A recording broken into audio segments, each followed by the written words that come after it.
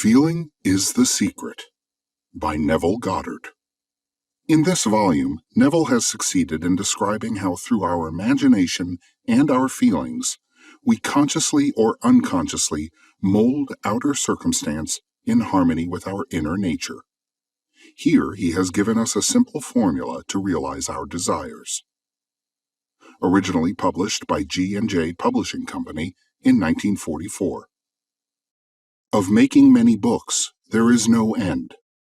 Ecclesiastes, chapter 12, verse 12. He that would perfect himself in any art whatsoever, let him betake himself to the reading of some sure and certain work upon his art many times over. For to read many books upon your art produceth confusion rather than learning. Old saying. Forward. This book is concerned with the art of realizing your desire. It gives you an account of the mechanism used in the production of the visible world. It is a small book, but not slight. There is a treasure in it, a clearly defined road to the realization of your dreams. Were it possible to carry conviction to another by means of reasoned arguments and detailed instances, this book would be many times its size. It is seldom possible, however, to do so by means of written statements or arguments, since to the suspended judgment it always seems plausible to say that the author was dishonest or deluded, and therefore his evidence was tainted. Consequently, I have purposely omitted all arguments and testimonials, and simply challenge the open-minded reader to practice the law of consciousness as revealed in this book. Personal success will prove far more convincing than all the books that could be written on the subject. Neville. Chapter 1. Law and its Operation. The world, and all within it, is man's conditioned consciousness objectified. Consciousness is the cause as well as the substance of the entire world. So it is to consciousness that we must turn if we would discover the secret of creation. Knowledge of the law of consciousness and the method of operating this law will enable you to accomplish all you desire in life. Armed with a working knowledge of this law, you can build and maintain an ideal world. Consciousness is the one and only reality, not figuratively, but actually. This reality may, for the sake of clarity, be likened unto a stream which is divided into two parts, the conscious and the subconscious. In order to intelligently operate the law of consciousness, it is necessary to understand the relationship between the conscious and the subconscious. The conscious is personal and selective. The subconscious is impersonal and non-selective. The conscious is the realm of effect. The subconscious is the realm of cause. These two aspects are the male and female divisions of consciousness. The conscious is male, the subconscious is female. The conscious generates ideas and impresses these ideas on the subconscious. The subconscious receives ideas and gives form and expression to them. By this law, first conceiving an idea and then impressing the idea conceived on the subconscious, all things evolve out of consciousness. And without this sequence, there is not anything made that is made. The conscious impresses the subconscious, while the subconscious expresses all that is impressed upon it. The subconscious does not originate ideas, but accepts as true those which the conscious mind feels to be true, and, in a way known only to itself, objectifies the accepted ideas. Therefore, through his power to imagine and feel and his freedom to choose the idea he will entertain, man has control over creation.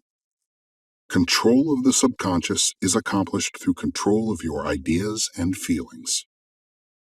The mechanism of creation is hidden in the very depth of the subconscious, the female aspect or womb of creation.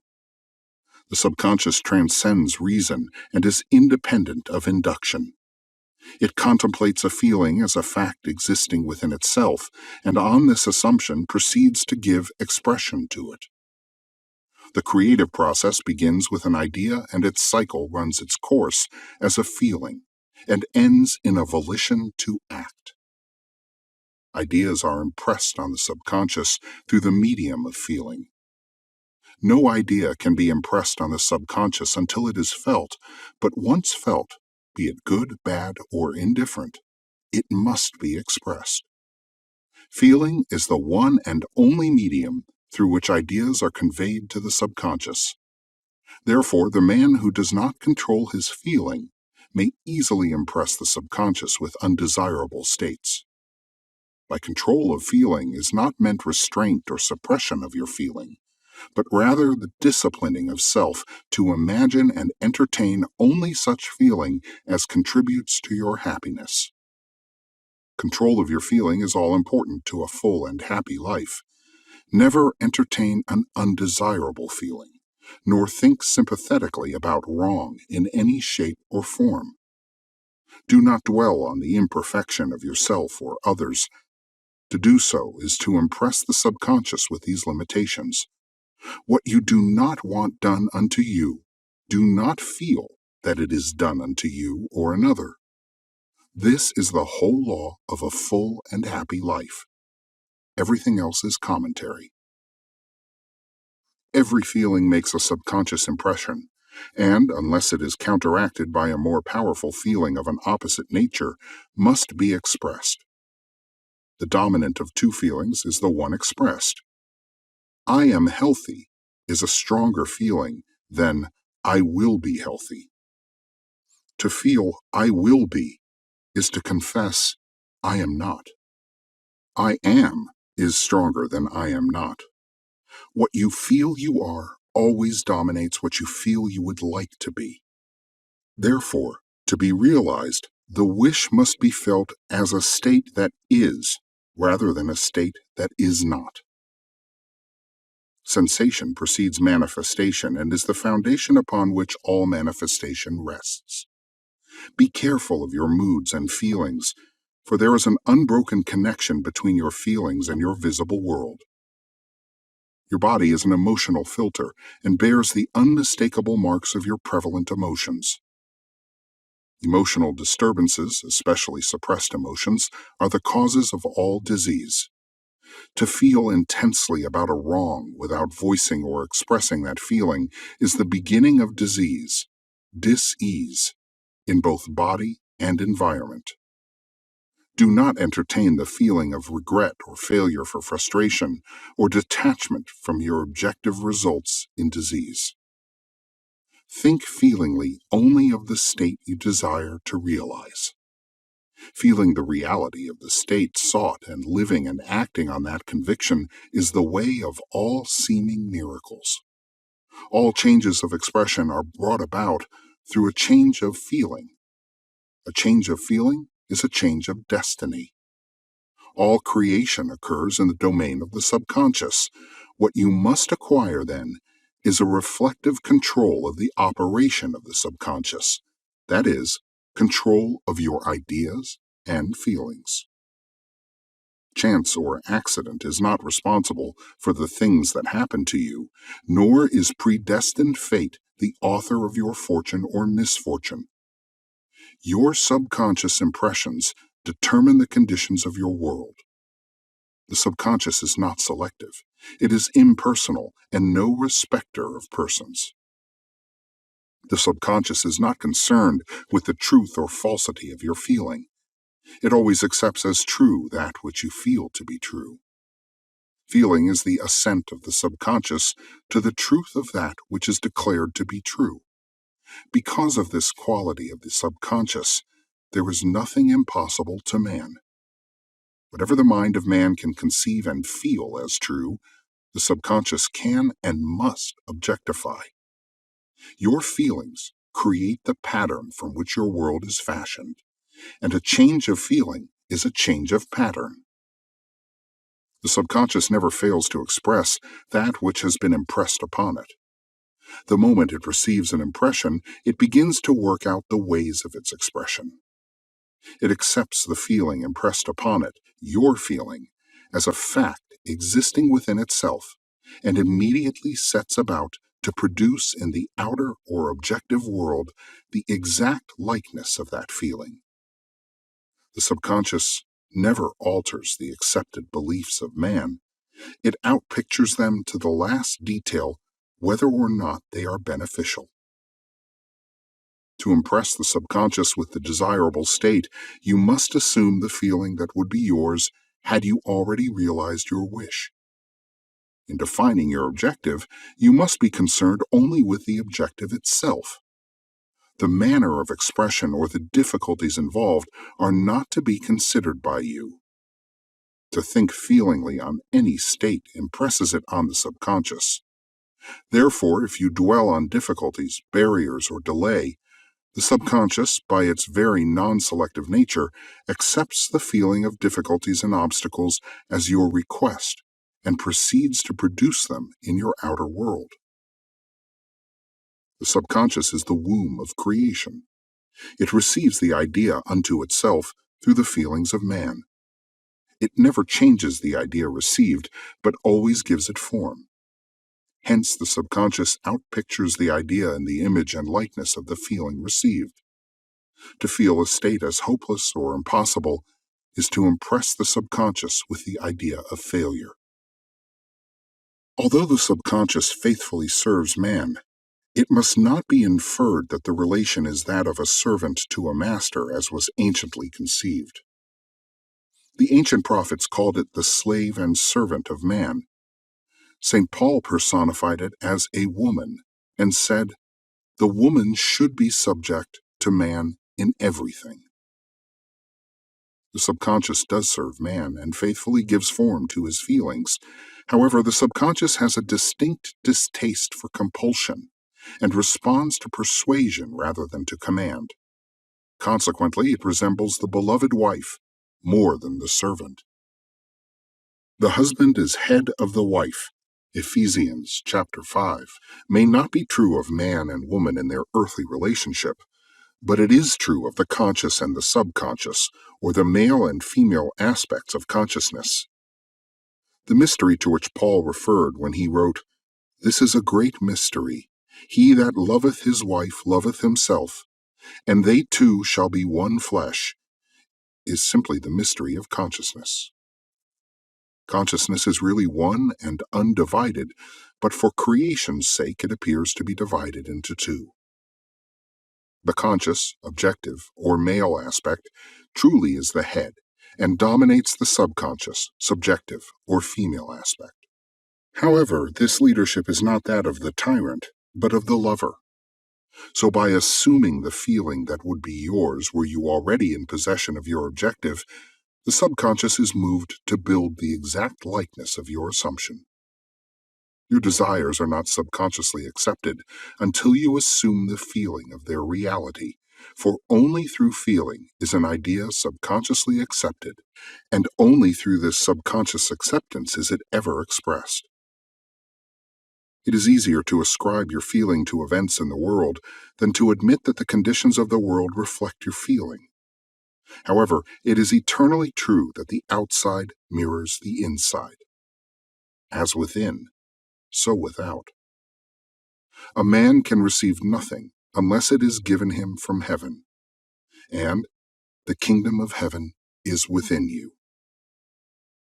Nothing comes from without. All things come from within, from the subconscious. It is impossible for you to see other than the contents of your consciousness. Your world in its every detail is your consciousness objectified.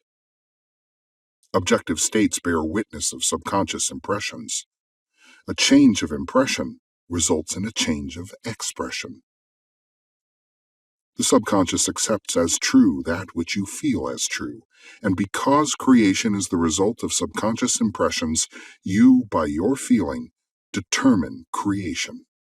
You are already that which you want to be, and your refusal to believe this is the only reason you do not see it. To seek on the outside for that which you do not feel you are is to seek in vain, for we never find that which we want. we find only that which we are. In short, you express and have only that which you are conscious of being or possessing. To him that hath it is given.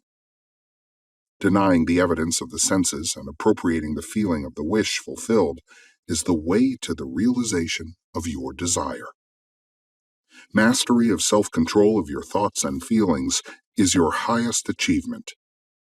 However, until perfect self-control is attained, so that, in spite of appearances, you feel all that you want to feel, use sleep and prayer to aid you in realizing your desired states. These are the two gateways into the subconscious. Chapter 2. Sleep. Sleep, the life that occupies 1/3 of our stay on Earth, is the natural door into the subconscious.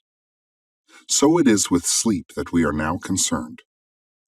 The conscious 2/3 of our life on Earth is measured by the degree of attention we give sleep. Our understanding of and delight in what sleep has to bestow will cause us, night after night, to set out for it as though we were keeping an appointment with a lover. In a dream, in a vision of the night, when deep sleep falleth upon men, in slumbering upon the bed, then he openeth the ears of men, and sealeth their instruction. Job chapter 33. It is in sleep and in prayer, a state akin to sleep, that man enters the subconscious to make his impressions and receive his instructions. In these states, the conscious and subconscious are creatively joined. The male and female become one flesh. Sleep is the time when the male or conscious mind turns from the world of sense to seek its lover or subconscious self. The subconscious, unlike the woman of the world who marries her husband to change him, has no desire to change the conscious waking state, but loves it as it is and faithfully reproduces its likeness in the outer world of form. The conditions and events of your life are your children formed from the molds of your subconscious impressions in sleep. They are made in the image and likeness of your innermost feeling that they may reveal you to yourself. As in heaven, so on earth. As in the subconscious, so on earth. Whatever you have in consciousness as you go to sleep is the measure of your expression in the waking 2/3 of your life on earth. Nothing stops you from realizing your objective, save your failure to feel that you are already that which you wish to be, or that you are already in possession of the thing sought. Your subconscious gives form to your desires only when you feel your wish fulfilled. The unconsciousness of sleep is the normal state of the subconscious.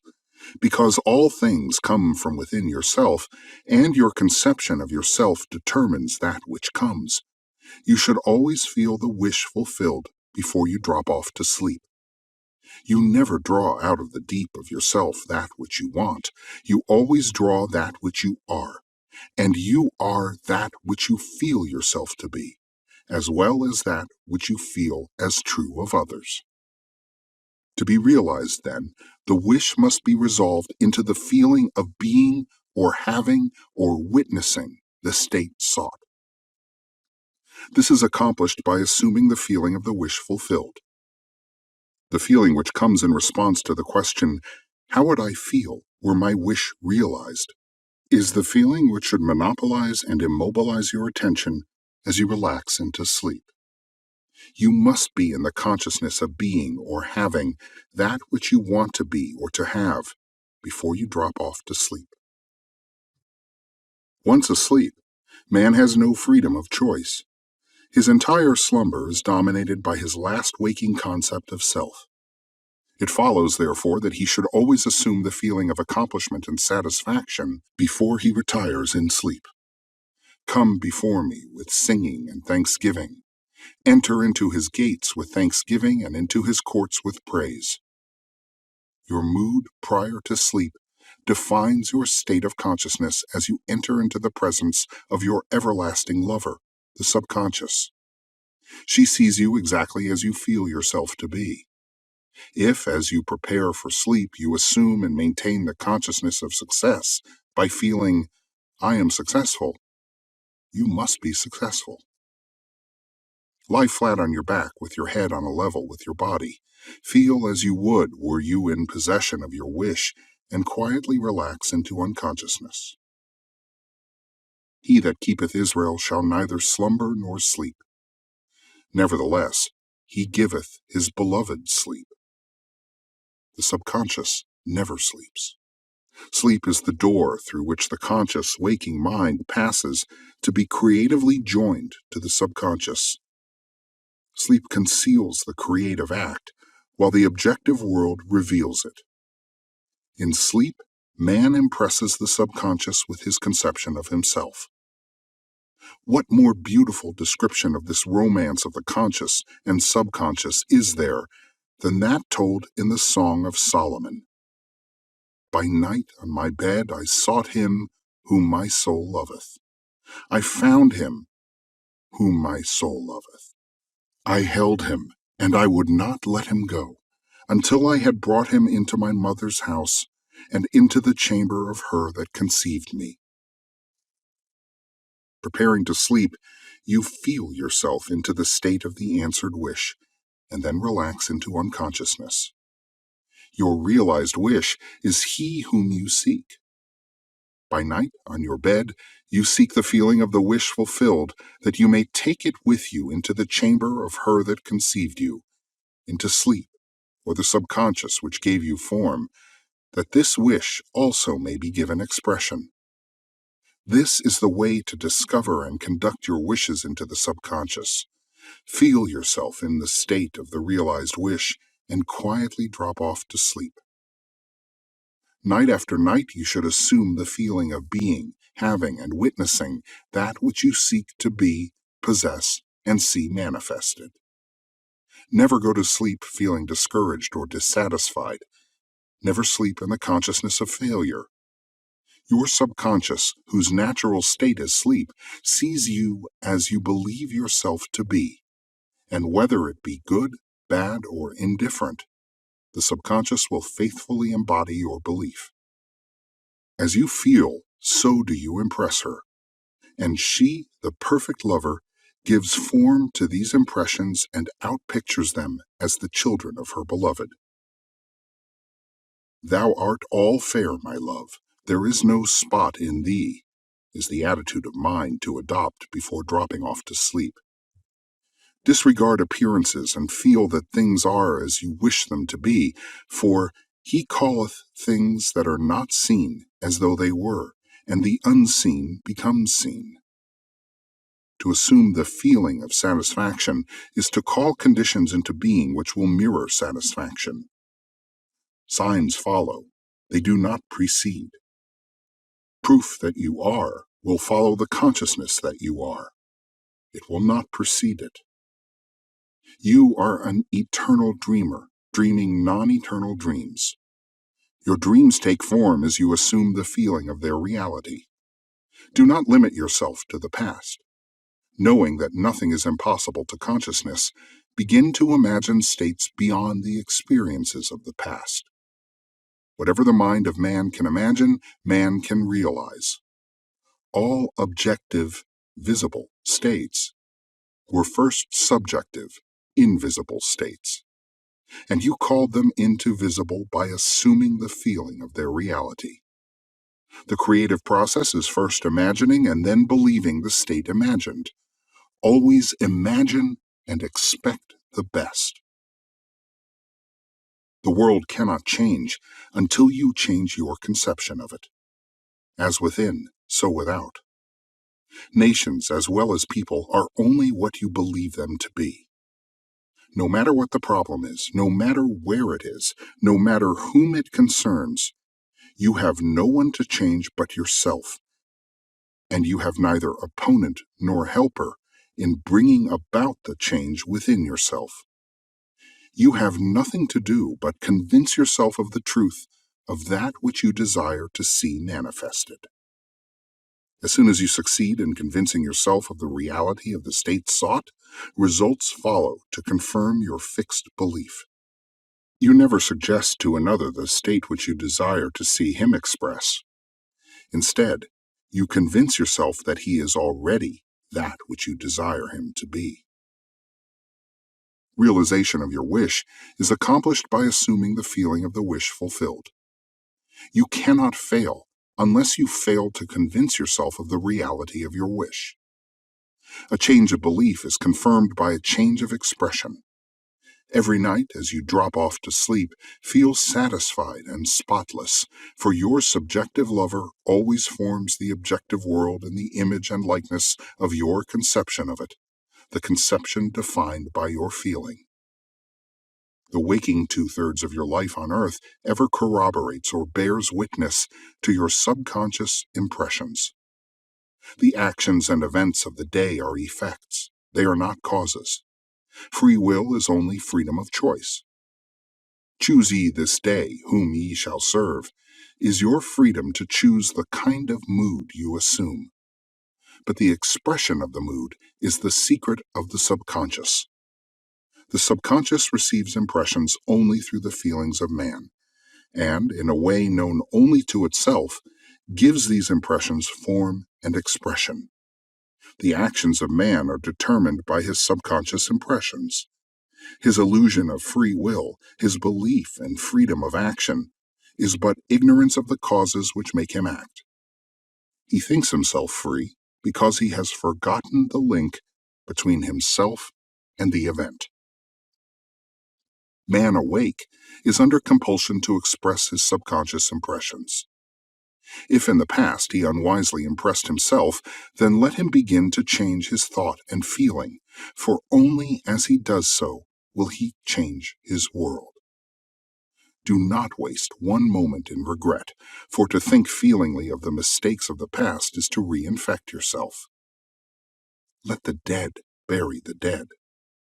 Turn from appearances and assume the feeling that would be yours were you already the one you wish to be. Feeling a state produces that state. The part you play on the world's stage is determined by your conception of yourself. By feeling your wish fulfilled and quietly relaxing into sleep, you cast yourself in a star role to be played on earth tomorrow. And, while asleep, you are rehearsed and instructed in your part. The acceptance of the end automatically wills the means of realization. Make no mistake about this. If, as you prepare for sleep, you do not consciously feel yourself into the state of the answered wish, then you will take with you into the chamber of her who conceived you the sum total of the reactions and feelings of the waking day. And while asleep, you will be instructed in the manner in which they will be expressed tomorrow.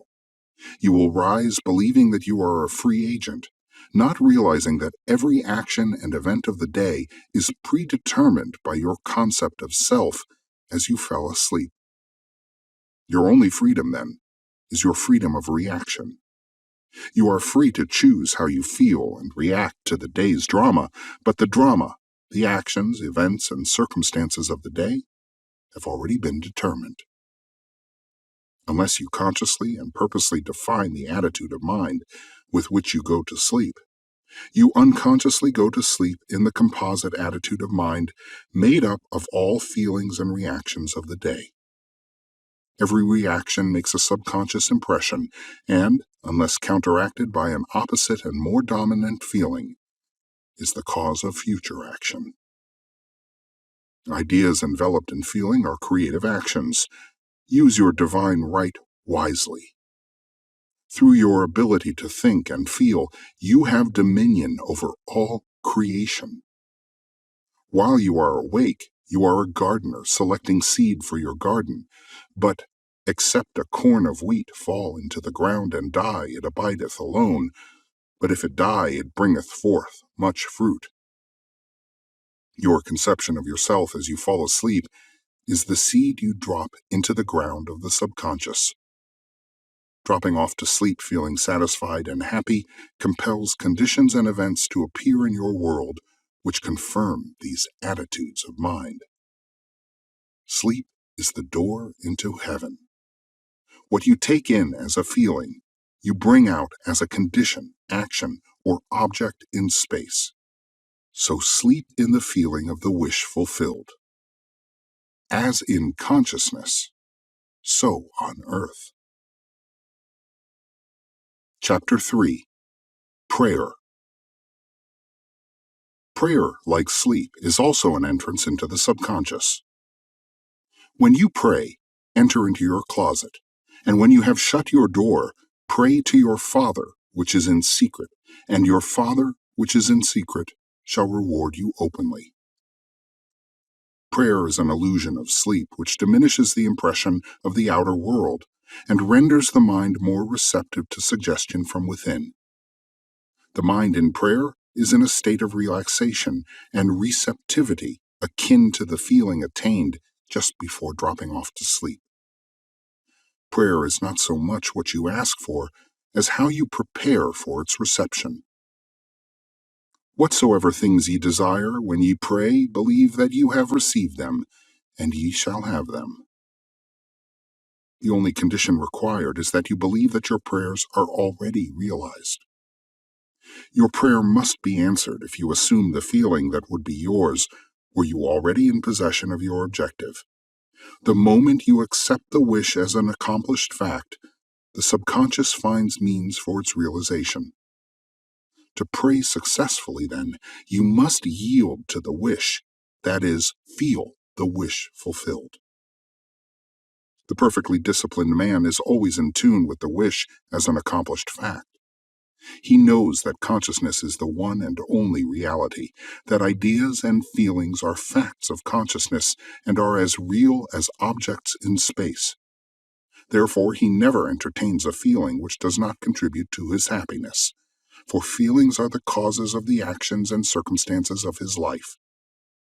On the other hand, the undisciplined man finds it difficult to believe that which is denied by the senses, and usually accepts or rejects solely on appearances of the senses.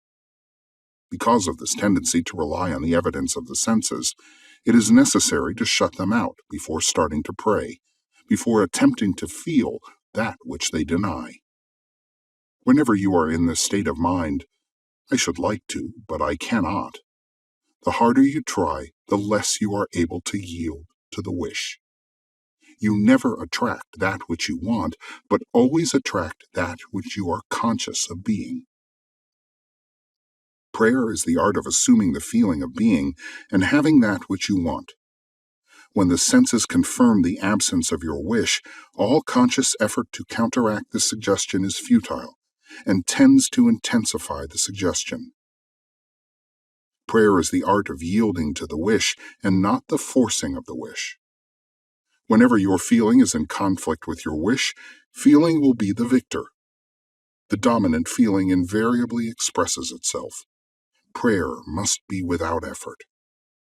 In attempting to fix an attitude of mind which is denied by the senses, effort is fatal.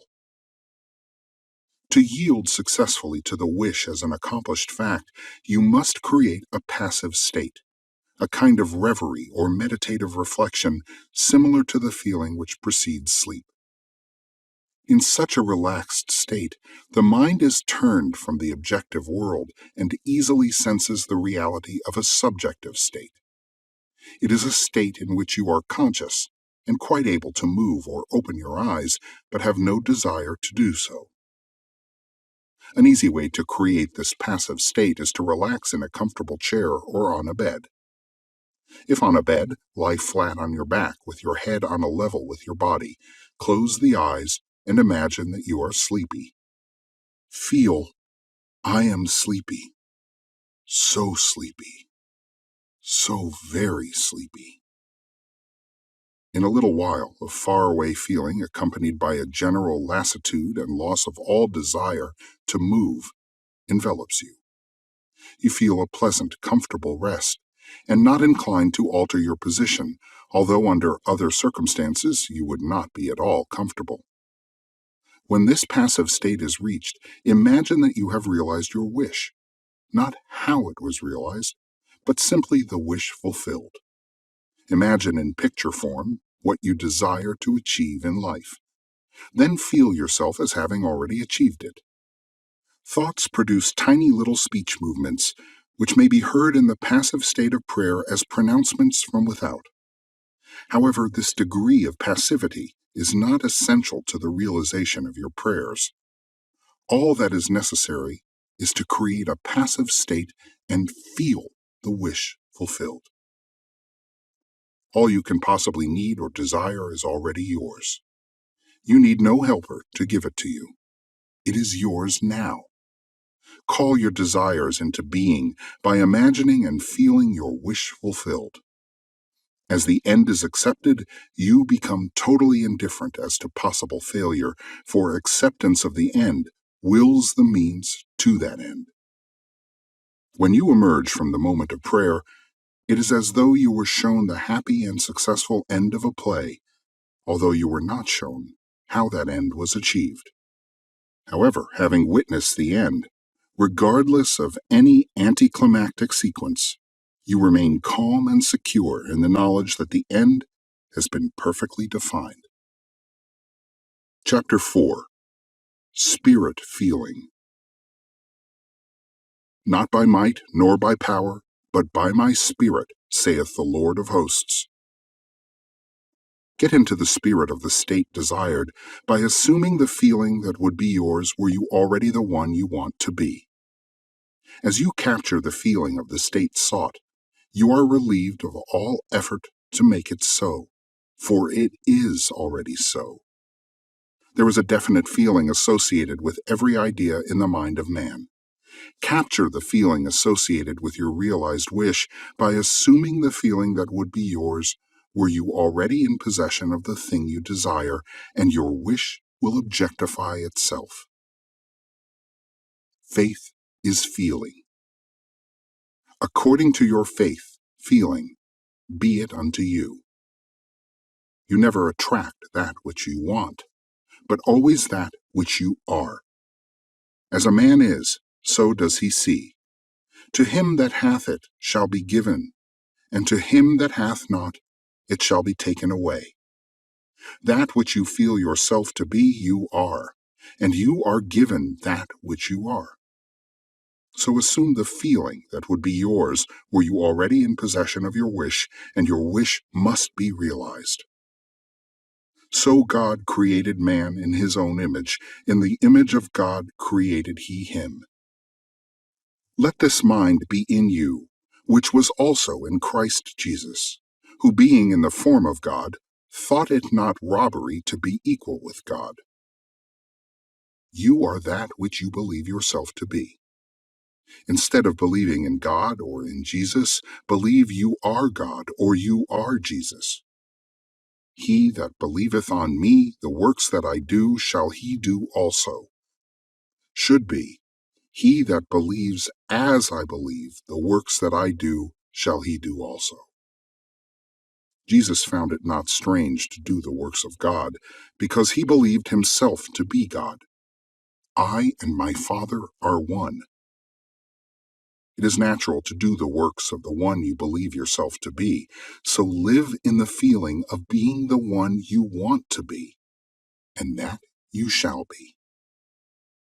When a man believes in the value of the advice given him and applies it, he establishes within himself the reality of success.